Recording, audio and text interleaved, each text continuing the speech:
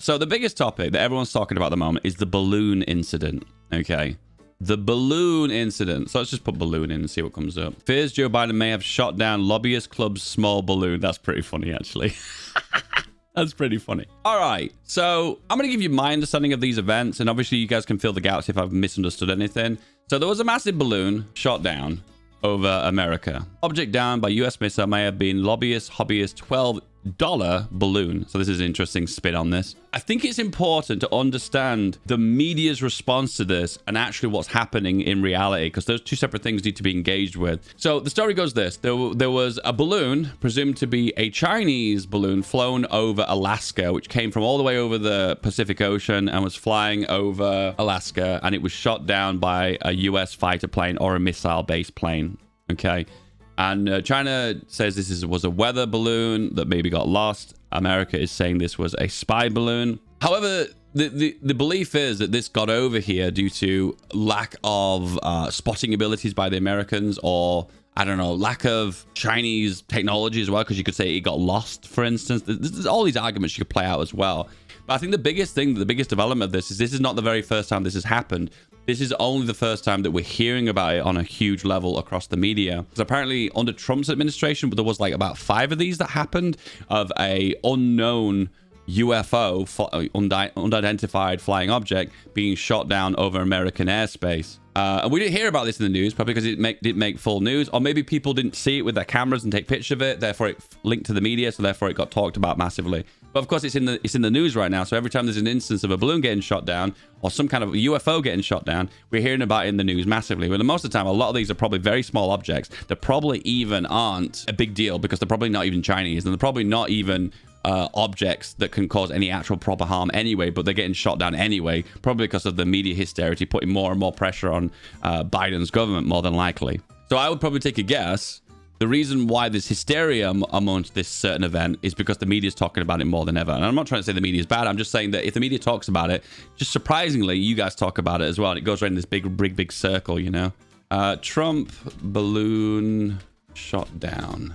Says Biden says that 3 objects shot down not likely relating to Chinese spying. For the most part, China doesn't want the media hysteria to be a thing due to these balloon incidents. I don't know. I suppose at the moment, the media is very anti-China at the moment, which there might be reasons for that or against that. I understand that. But for the most part, they're using this as example to give ammunition of why maybe China's up to no good, for instance. And after that balloon incident in Alaska, there was a bunch of other balloon incidents as well. I feel like we're only hearing about them because we're currently in Balloon Gate at the moment, where everyone seems to be talking about this one key event. Hence the reason why, as I said to this before, if there is a certain thing in the news that people are talking about more, it gets blown out of proportion more, therefore it becomes main news, you know.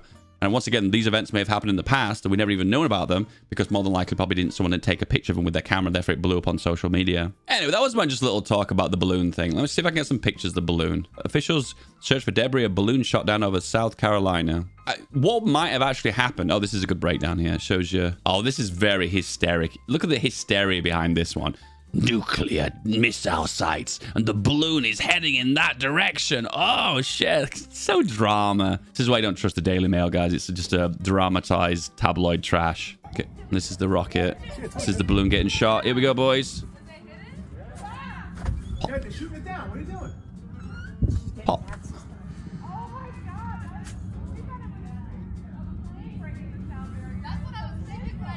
So that's a fighter jet flying away, and that's where they've hit it.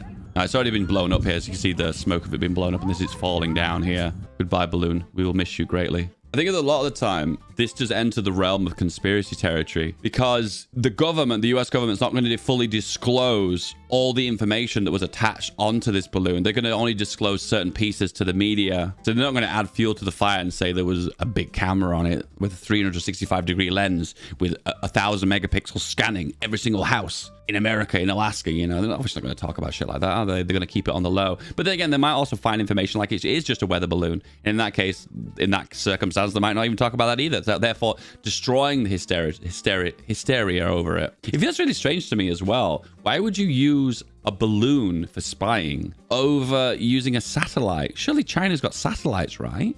And they can see things from very high up. So why would you choose a balloon as choice? Okay, I'm gonna go an extra step here. This is gonna sound a bit stupid. I'm gonna go an extra step here. I actually think You could probably get more information from Google Maps than you could probably get from a spy balloon. I'm just saying, all right? I'm almost hand on heart certain that you probably can get more imagery using this than you can with a fucking spy balloon. I'm just saying. The amount of information you can gather just by zooming in. Can you see the individual trees here? That's insane. I don't think it's particularly unique to the left or the right politically, but I do think people have got this really strange anti-China bias that kind of like means the worst over China. Listen, I don't agree with China's laws. I don't agree with China's government, but that doesn't really give you an excuse to like find everything possible to like insult and attack China at every possible opportunity. And this is a centrist position here. This isn't pro or anti-China. The other topic I want to talk about is the train thing. Okay, so the story behind this is there was a train derailment in Idaho. I'm going to give you my take on this before I read the official story, so therefore I can see how wrong I am on it. And this train was full of some kind of hazardous chemical inside it. It says dangerous chemical. Keep saying it's East Palestine. And immediately when I think East Palestine, I think next of Israel. You know what I mean? Ohio. Am I saying it wrong? Ohio. I'm sorry. American places. I don't live there. So every time I heard about a train derailing in Palestine, I'm thinking to myself, oh shit, in the Middle East. Oh my God, that's terrible. And then I'm like, oh, it's in America? Okay. And because of the potential hazards that can cause of these chemicals leaking out from this train, they had a decision of igniting the chemicals from the train by exploding them. Once again, now I say that out loud, it sounds silly. I'm actually just curious to see if that's the case, because there was like a massive smoke cloud. Maybe they didn't ignite them. And this is the big massive smoke cloud that came. Maybe it was an accidental explosion. Maybe it wasn't intentional. Maybe I've just heard some TikTok bullshit there. It's like it's caught fire here. Oh my God, it's really close to built up areas too. I'm hearing lots of other weird shit as well, like saying that the water quality in this area, the air quality in these areas have dropped absolutely massively due to the chemicals in the air. You've probably only seen the very blunt of the potential damage that this could cause due to like potentially other issues such as the aftermath, like people getting cancers and whatnot from these chemicals that are in the air later on. It's a bit like Chernobyl in a way, you know, like initially you see people die due to radiation poisoning initially, but then over the next 5-10 years, you see people get leukemias and lymphomas from the fallout of the radiation over the long period, and that potentially could be an issue in this area as well. It just looks so close to a built-up area though, doesn't it? That's insane. So let's find the latest development on this. Let's read The Guardian. That's usually an impartial source. At least 5 hazardous chemicals released in East Palestine train crash. This was 3 days ago. A train carrying hazardous materials heading from Pennsylvania to Illinois derailed in early February, causing major fire and alarms over a possible imminent explosion. The situation has local people worried, despite reassurances from officials, and has highlighted how vulnerable many Americans are to similar incidents. 2,000 residents living in the immediate area were evacuated as chemicals being carried by train run by Norfolk Southern Corporation was released to prevent an explosion. So it says the chemicals were released to prevent the explosion.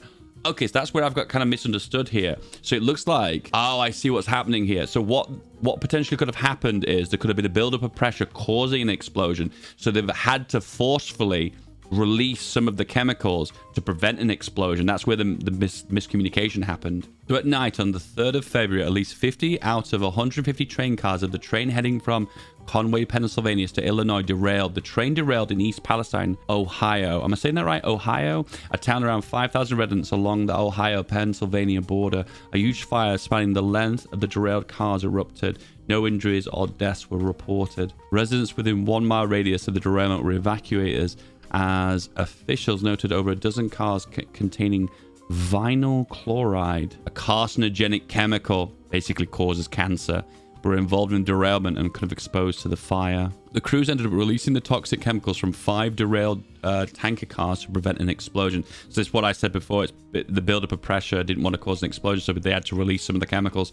Small holes were made into the train cars where chemicals were released into pits and were lit on fire. Wow! So they actually did cause the massive smoke cloud by they released the chemicals from them, poured them into pits, and then lit them on fire. Why did they have to light them on fire though? Could they have just poured them out onto the ground? Why did they have to light them on fire afterwards? Couldn't they have buried them or poured them into something else? That seems strange. Maybe, I guess you have to think of damage control. Whatever they do is going to cause damage. We leave we leave the chemicals in the cars. They could potentially cause a massive explosion. Secondly, we let it run into the ground, that it damages the ground. What's the damage potential for that too? And if we set it on fire, that's going to cause damage as well. But out of all the three options, what is going to cause the least possible harm? A lot of the time, the options are really suck. Most concerning chemicals being carried by the derail was a vinyl chloride, which was used to make polyvinyl chloride, a PVC, a hard resin used in plastic products. The vinyl chloride is colorless and highly flammable as a link to a rare form of liver cancer. Oh shit. That's one thing when I first heard about it, really surprised me, finding out how much petrol is used in the production of plastics. When I first heard about that, it actually kind of blew my mind. You wouldn't associate plastic and petrol, but if you ever thrown plastic onto a fire before, you kind of see how it burns is a bit strange, you know. So there's instances of environmental issues here. One resident in the town of 10 miles north of East Palestine told local news that 6 of the chickens died suddenly a day after the chemical release. Another nearby resident reported seeing dead fish floating in the local creek. Experts have expressed concerns that the agency is not testing for other chemicals that could be made through the burning of toxic substances. Local business owners and residents are suing Norfolk Southern. You really would expect them to. At the end of the day, if you were close to the derailment, your business is written off permanently. No one's going to want to return to that region, are they? So that business is gone for good. That must be devastating. Your house, your family home, you can never return to it. I suppose that's what they experienced with Chernobyl as well, didn't they? The lawsuit argues that the company failed to exercise reasonable care to protect the local residents who were exposed to toxic substances, toxic fumes, and carcinogens. History of toxic derailments goes back decades. Reports of 25 million Americans live in the zones that are vulnerable to deadly derailments of trains using toxic materials, include substances that can cause explosions. In November 2012, in New Jersey, 23 gallons of vinyl chloride, the same material, happened in 2012 to release into the environment. The incident sparked a push for further regulation on rail industries, how it handles the transportation of toxic materials, including crude oil, hazardous chemicals. According to the investigation, the use of the lever push ultimately led to the law that required trains carrying toxic substances to be refitted with electro braking mechanisms, which brake train cars immediately together rather than front to back like on conventional brakes. Well, that didn't fucking work, did it? The Trump administration, under pressure from the lobbyists who argued that the change was costly to rail companies, receded the rule. Wow. Okay, so they did actually try and change it, but they went back because they argued it was going to be too expensive. Oh god, man, that's there's no nice way of hearing that, is it? Really? Okay, so there were some regulations we were going to include that could prevent these kind of disasters from happening in future or reduce the amount of impact that they cause from these disasters. But unfortunately, I'm sorry, it's too expensive. I wonder who sits down and says, so the possible lawsuits we'll experience will cost this amount, but if we refit the trains with these special brakes, this is the cost of that. Unfortunately, it looks like the lawsuits will cost less, so we'll go with the lawsuits. That's so weird, isn't it? It's so weird to think of it like that. But that's what someone had to sit down and do that. Ohio residents demand answers in town hall after chemical derailment video.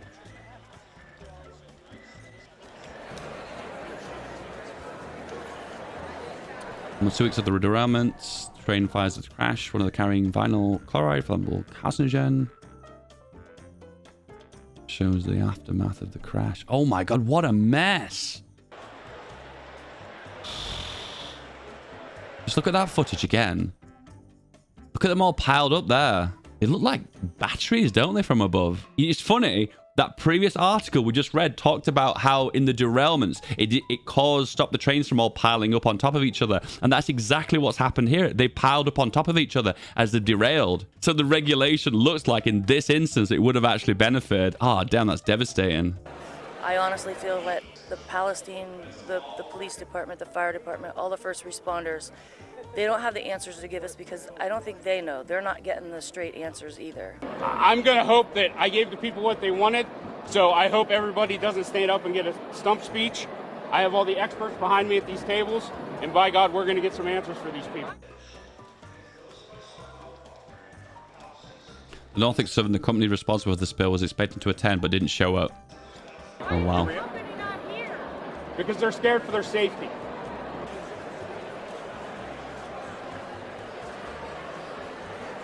God, man, not even the media correspondent for the rail company turned up. Oh, man. I speak with them every day.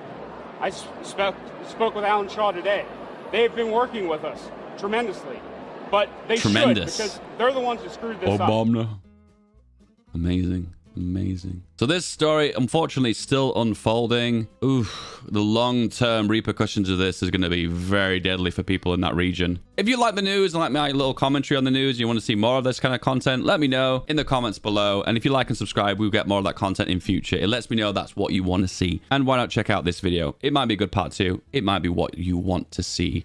History, hoy, more news. Give it a click.